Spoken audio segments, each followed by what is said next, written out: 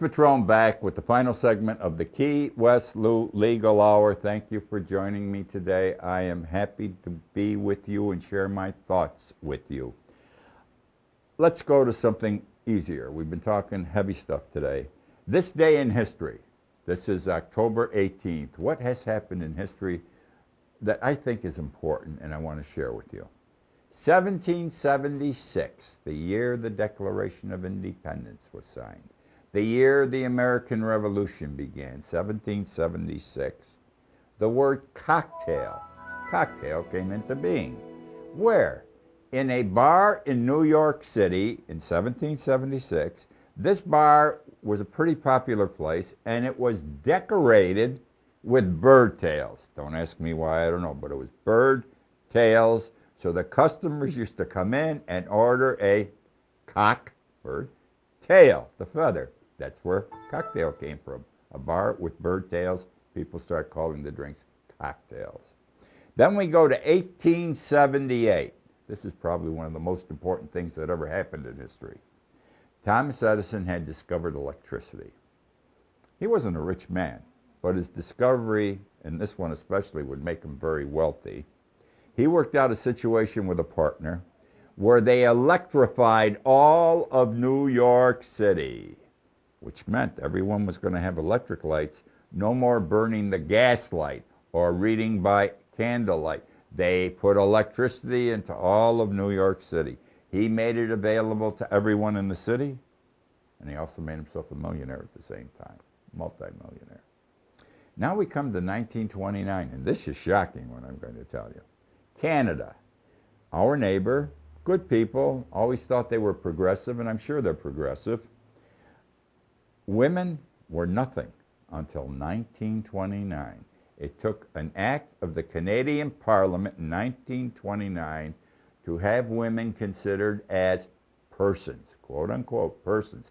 They were not persons before then. They weren't slaves. I don't know what they were, but they weren't for real people. They were not persons, and it took till 1929 for Canada to recognize it. Now we're going to talk about global warming. You know, I hate these people who say global warming doesn't exist. I believe it does. They tell me that my home here in Key West, which is on the open water on the ocean, 50 years from now won't be there because of the rising water here in the Keys due to global warming. Well, I'm going to talk about how global warming is affecting walruses and moose. Walruses live in the North Country, in the Arctic, on floating pieces, huge floating pieces of ice.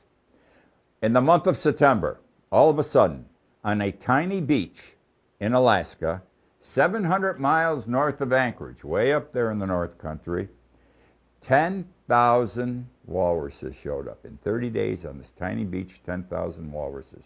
Now, a walrus weighs an average of 3,700 pounds, 3,700 pounds. And why did this happen, first of all? The scientists say because of global warming. Walruses lived on ice floats, no more ice floats because of global warming, or very few, so they ended up on this beach, and they're afraid that they're going to die because they're very sensitive, and they're going to get out there, and they're going to stampede, and they're going to kill each other, especially the babies. And with the moose, we got a moose die-off in North America, in Canada, in the United States.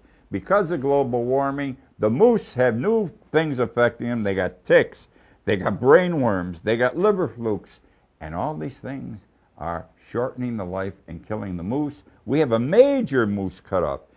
In one place, it's gone down from 4,000 to 100 in 4 years, moose in one area. So it's a bad problem. We're at the end of this segment, I'm told. This is Fantasy Fest week in Key West. If you get a chance, hop on a plane and come down here. It's the party of parties for 10 days. Fun. You want some adult fun, come down and join us. It's part of our culture down here. It really isn't gross. It's a fun time, that's all.